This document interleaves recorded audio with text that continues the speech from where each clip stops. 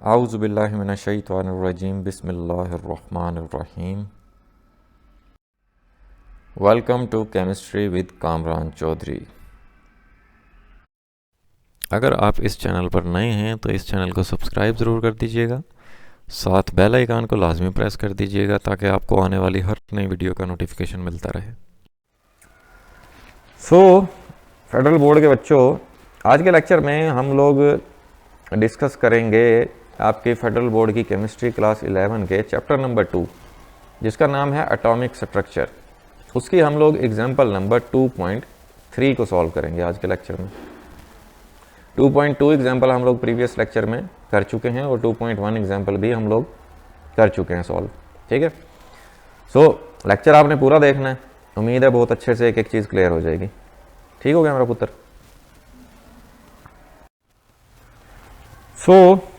Example number 2.3 की सबसे पहले हम लोग स्टेटमेंट देख लेते हैं।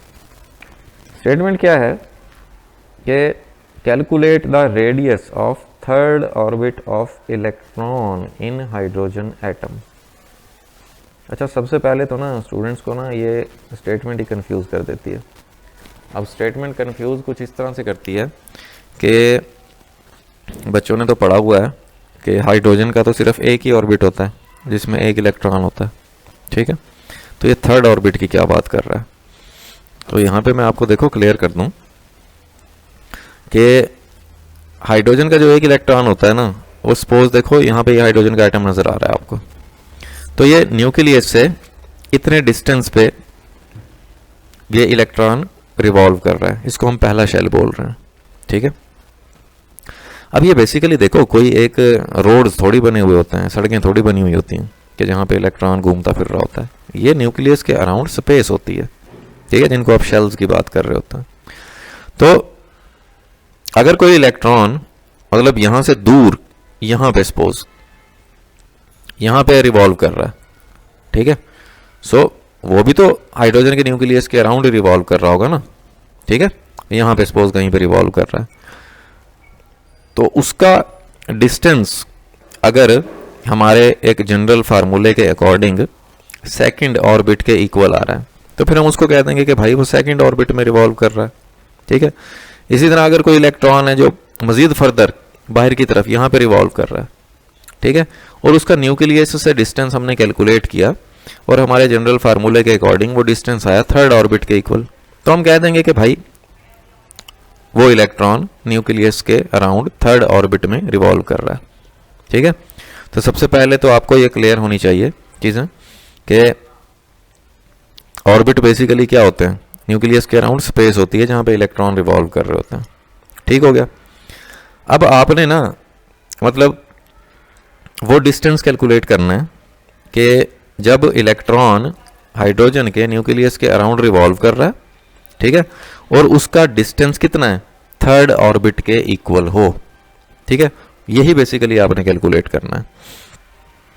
तो चलते हैं जी सॉल्यूशन के ऊपर इसके। देखो हमने डेरिवेशन ऑफ रेडियस में ना रेडियस का रिलेशन हमने कैलकुलेट किया था फॉर द हाइड्रोजन एटम, जो कि था n square epsilon not h square over pi m e square. अब यहाँ पे ये जो n है ना, ये बेसिकली नंबर ऑफ ऑर्बिट है, नंबर ऑफ शेल है। एप्सिलॉन नॉट क्या होता है, permittivity of free space constant है। h भी प्लैंक्स कांस्टेंट है, पाई भी कांस्टेंट है, आपको पता है 3.14 वैल्यू होती है या 22/7। मैस ऑफ इलेक्ट्रॉन भी कांस्टेंट है और चार्ज ऑफ इलेक्ट्रॉन भी कांस्टेंट है। ठीक है, अगर ना मैं इस सारे एक्सप्रेशन को इकट्ठा कर दूं n स्क्वायर को छोड़ के, तो इस सारे एक्सप्रेशन को हम लोग एक ही कांस्टेंट से रिप्रेजेंट कर लेते हैं जिसको हम a नॉट बोल रहे हैं। ठीक है, क्यों? क्योंकि देखो जब कुछ कांस्टेंट्स की आप कैलकुलेशन करते हो तो आंसर भी तो एक कांस्टेंट ही आता है। ठीक है, जैसे देखो ना 2 एक कांस्टेंट है, 3 एक कांस्टेंट है, उन दोनों को मल्टीप्लाई कर देते हैं, सपोज 2 टाइम्स 3 तो 6 आता है, 6 भी एक कांस्टेंट है। ठीक है, इस वजह से इस सारे एक्सप्रेशन को मैं a नॉट से रिप्रेजेंट कर लेता हूँ। r मेरे पास किस चीज के इक्वल आ जाएगा, n स्क्वायर, और इस सारे की जगह पे मैं क्या लिख लेता हूँ, a नॉट लिख लेता हूँ। ठीक है, अच्छा, अभी हमने ना एग्जाम्पल नंबर 2.2 में इस ए नॉट की वैल्यू कैलकुलेट की थी, ठीक है, जो कि आ रही थी हमारे पास 5.29 टाइम्स 10⁻11 मीटर, ठीक है। अब यहाँ पे ए नॉट की वैल्यू तो है आपके पास, एन की क्या वैल्यू है, एन की है यहाँ पे हमारे पास वैल्यू 3, क्योंकि देखो उसने कहा है कि calculate the radius of third orbit, ठीक है। सो ये रेडियस का रिलेशन है हमारे पास अब, ठीक है, और इसमें हमने एन की वैल्यू कितनी रखनी है 3, सो 3 पुट कर देंगे, एन स्क्वायर है ना, तो 3 का स्क्वायर आ गया टाइम्स ए नॉट की वैल्यू 5.29 टाइम्स 10⁻11 मीटर, ठीक है। 3 का स्क्वायर कितना होता है 9 होता है, सो 9 टाइम्स 5.29 टाइम्स 10⁻11 मीटर आ गया। जब मैंने 9 को 5.29 से मल्टीप्लाई करवाया तो कितना आएगा 47.61, ठीक है। अब मैं क्या करता हूँ, इस 10⁻11 को ना मैं कुछ इस तरह से लिख लेता हूँ 10⁻1 टाइम्स 10⁻10 मीटर, ठीक।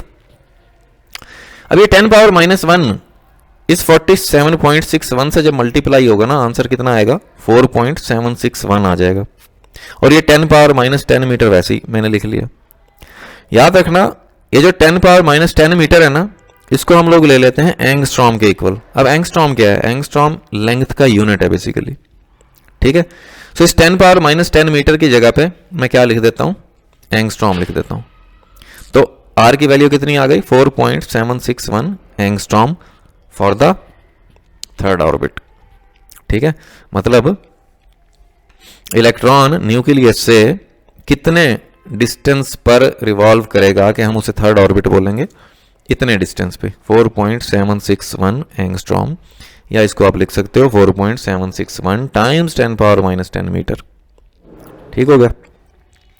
सो यही बेसिकली हमारे एग्जाम्पल नंबर 2.3 का रिक्वायर्ड आंसर था। होपफुली लेक्चर की बहुत अच्छे से समझ आ गई होगी।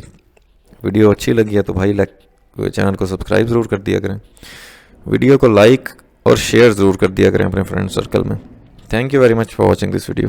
अल्लाह हाफिज़।